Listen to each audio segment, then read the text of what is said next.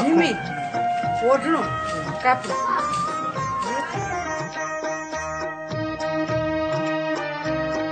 સૌરાષ્ટ્રમાં ગુજરાતના ગરબાનો જ એક ભાગ રાસ એ ખૂબ જ જાણીતો છે તથા અહીં પણ ખેતી અને પશુપાલનને લીધે લોકો ખોરાકમાં દૂધ અને રોટલાનો ખાસ ઉપયોગ કરે છે અને કાઠિયાવાડી ભોજનની તો અલગ હોટલો પણ જોવા મળે છે જ્યાં શુદ્ધ કાઠિયાવાડી ભોજન મળે છે.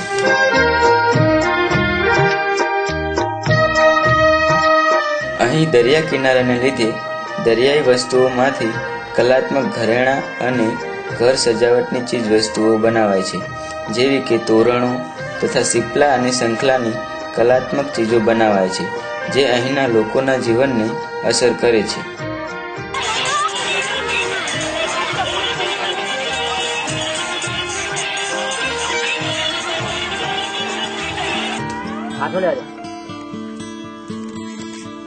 હજુ રાહુલ કેમ ના આવ્યો? મારે જવું છે, મારે મોડું થાય છે. રાહુલ ના આવે ત્યાં સુધી અહીંયા બેસો. હા હા બરાબર.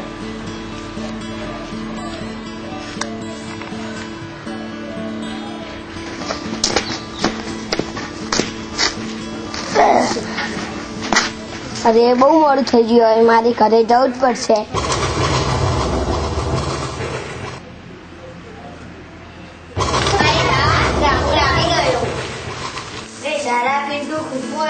સૌરાષ્ટ્રમાં તો કેટલી મજા આવી હતી. ત્યાંનો દરિયો પણ ખૂબ સરસ હતો. ત્યાંના લોકોનો પોશાક તો સાવ અલગ જ છે. મેં તો વાંદરાઓને બિસ્કિટ પણ ખવડાવી હતી. મેં ઊંચું દરિયામાં પણ નાહ્યો હતો. હવે હું જાઉં.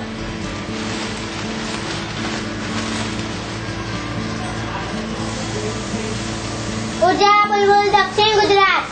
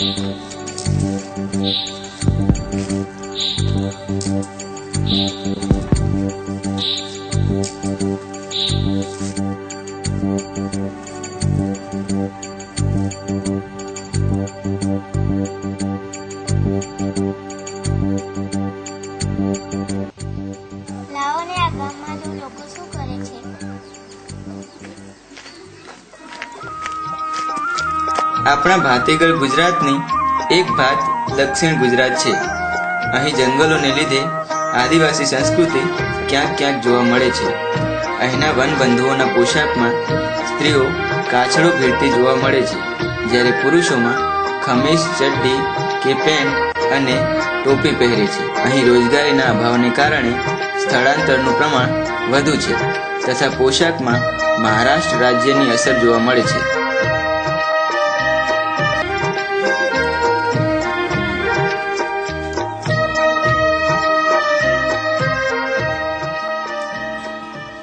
पासून तर ते आम्हाला तर ड्रेस निभावे आपल्याला तर यायचं नाही काय तर निभावत नाही. उडपासून आता ड्रेस पोवेल तर तोच ड्रेस फावो सिकेल सालातील फावो તોડા લૂકી. અહીંના જંગલોમાં વાંસના વૃક્ષો ખૂબ છે જેના લીધે અહીંના લોકો વાંસમાંથી અવનવી કલાત્મક વસ્તુઓ બનાવી પોતાનું ગુજરાન ચલાવે છે તથા મકાનોમાં પણ વાંસ અને ઇમારતી લાકડાનો ઉપયોગ થયેલો જોવા મળે છે. અહીંના મકાનોના ઘાટ પણ એક જ પ્રકારના જોવા મળે છે જેનું કારણ અહીંયા પડતા વરસાદનું પ્રમાણ છે.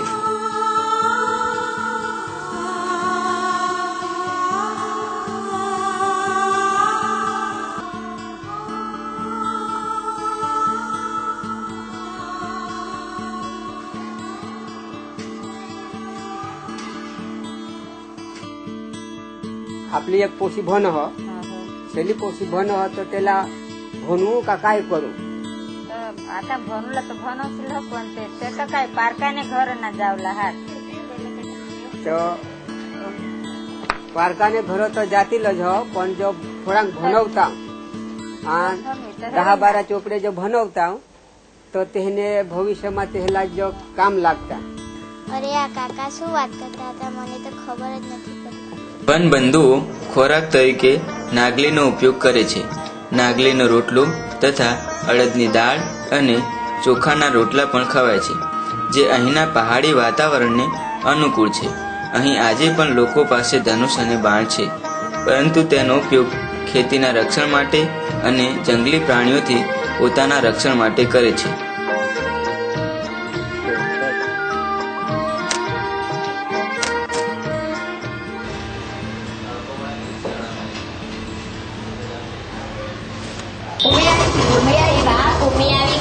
ભૂમિ તું કે તે ત્યાં શું જોયું? શાંતિ રાખો કહું છું. મેં તો ત્યાંના જંગલો દેખ્યા, પર્વત દેખ્યા અને વાસના ઘર પણ દેખ્યા. ખોરાક તો એટલો અલગ છે, તેમને તો નાગલીના રોટલા અને ચોખાના રોટલા કરીને ખાય છે. પિન્ટુ, આપણે રહીએ છીએ તે વિસ્તારને શું કહેવાય? ઉત્તર ગુજરાત. ઉત્તર ગુજરાતનું શું પ્રખ્યાત છે? પિન્ટુ, ચાલ તારા મમ્મીને પૂછીએ. હા, ચાલો.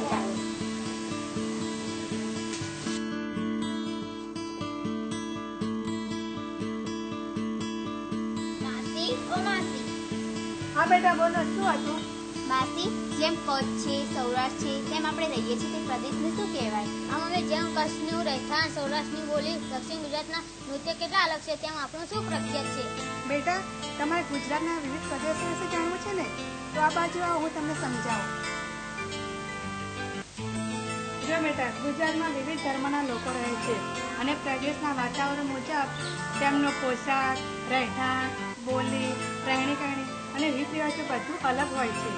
હા માસી, સૌરાષ્ટ્રમાં તો કેટલી બધી હરિયાળી છે અને પહાડો પણ કેટલા બધા છે. ત્યાંના લોકોની બોલી તો એટલી સરસ છે કે મેં સાંભળે. શું બેટા, તે સૌરાષ્ટ્ર જોયું છે? હા માસી, અમે પ્રવાસમાં ગયા. જો બાળકો, આપણે જે વિસ્તારમાં રહીએ છીએ તેને ઉત્તર ગુજરાત વિસ્તાર કહેવામાં આવે છે. આ ઉત્તર ગુજરાતની પણ આગવી વિશેષતા છે. આપણે જે ભાષા બોલીએ છીએ તેને મહેસાણી બોલી કહેવામાં આવે છે.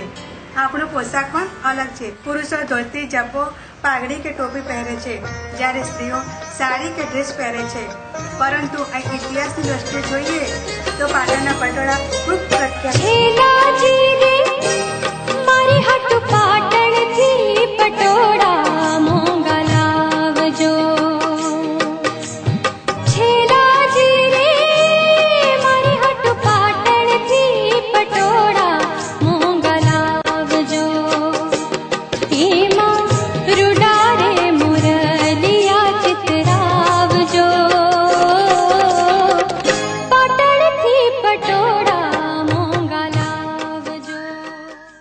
પાટણના પટોળા સિવાય જોવાલાયક સ્થળોમાં સહસ્ત્રલિંગ તળાવ અને રાણીની વાવનો અનોખો ઇતિહાસ છે, જે રાજા ભીમદેવે તેમની રાણી ઉદયમતી માટે બંધાવેલી.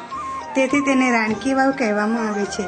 અને સહસ્ત્રલિંગ તળાવ રાજા સિદ્ધરાજ જયસિંહે બંધાવેલ, તેની સાથે દલિત ઇતિહાસ સમાયેલો છે. આ સિવાય મોઢેરાનું સૂર્ય મંદિર કલાત્મકતાનો અનોખો નમૂનો છે, જેની પથ્થરો પરની કોતરણી જોઈ એવું લાગે છે કે જાણે પથ્થરોને પણ બોલતા કરી દીધા છે. ઉત્તર ગુજરાતના લોકો ખોરાકમાં બાજરી અને ઘઉંના રોટલા તથા દાળ ભાત, શાક રોટલી જેવા ખોરાકનો ઉપયોગ કરે છે. અને પશુપાલન ઉદ્યોગ વિકસ્યો હોવાને કારણે અહીં લોકો ઘી, દૂધ, છાશ, માખણ તેમજ દહીંનો પણ ખોરાક તરીકે ઉપયોગ કરે છે. પશુપાલન ઉદ્યોગને લીધે અહીં ડેરી ઉદ્યોગ પણ ખૂબ વિકસ્યો છે, જેના પરિણામરૂપ દૂધસાગર ડેરી ભારતભરમાં વિખ્યાત છે. તથા નર્મદા કેનાલ આવવાથી અને ટેકનોલોજીના વિકાસથી ખેતીનો સારો એવો વિકાસ થયો છે. અને રહેઠાણોમાં જોઈએ તો નળિયાવાળા મકાન તેમજ સામાન્ય મકાન જોવા મળે છે. પરંતુ બાળકો, આપણે જોયું તેટલું સારું ગુજરાત નથી, તેમાં પણ ઘણા પ્રશ્નો રહેલા છે. કચ્છમાં કોલસાની ખીણોમાં કામ કરતા મજૂરોનું શોષણ થાય છે. નાના બાળકો પણ તે મજૂરીમાં દોરાય છે ને તેમનું ભણતર બગડે છે. અને દક્ષિણ ગુજરાતમાં તો હીરા ઉદ્યોગની મંદીને કારણે કેટલાય લોકો બેરોજગાર બન્યા છે. અહીંયા જમીનનો પણ પ્રશ્ન છે. લોકોને રહેવા માટે જમીન પણ મળી નથી. નર્મદાને કારણે લોકોને જમીન જતી રહી છે અને પૂરતું વળતર પણ મળ્યું નથી. ઉત્તર ગુજરાતમાં ચીની ફેક્ટરીઓમાં પણ મજૂરોનું શોષણ થાય છે. લોકોને આજીવિકા મેળવવા માટે પુષ્કળ મહેનત કરવી પડે છે. અને આપણા આ ગુજરાતમાં માથેમાની પ્રવૃત્તિ પણ જોવા મળે છે. સૌરાષ્ટ્રમાં મત્સ્ય ઉદ્યોગનો વિકાસ છે, પણ માછીમારોનો વિકાસ નથી. ડુંગરાળ પ્રદેશને કારણે રહેવા માટેની જમીનનો પ્રશ્ન છે.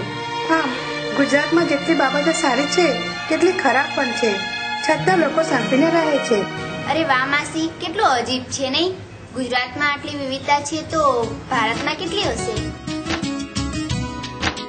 નોખી નોખી ભાષા, ધર્મ નોખા છે પરિવેશ. નોખી નોખી ભાષા, ધર્મ નોખા છે પરિવેશ.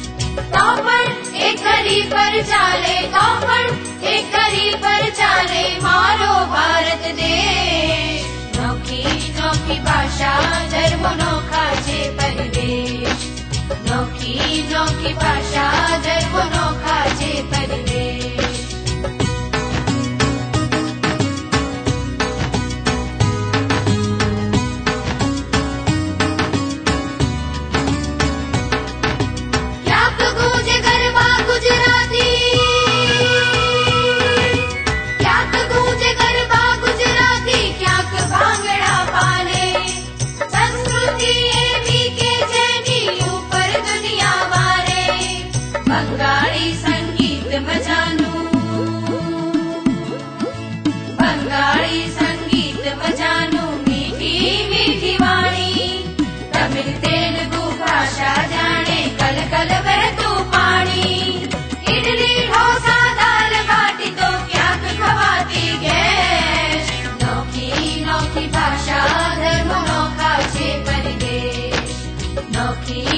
ભાષા, ધર્મ નોખા છે પરિવેશ. તો પણ એક કરી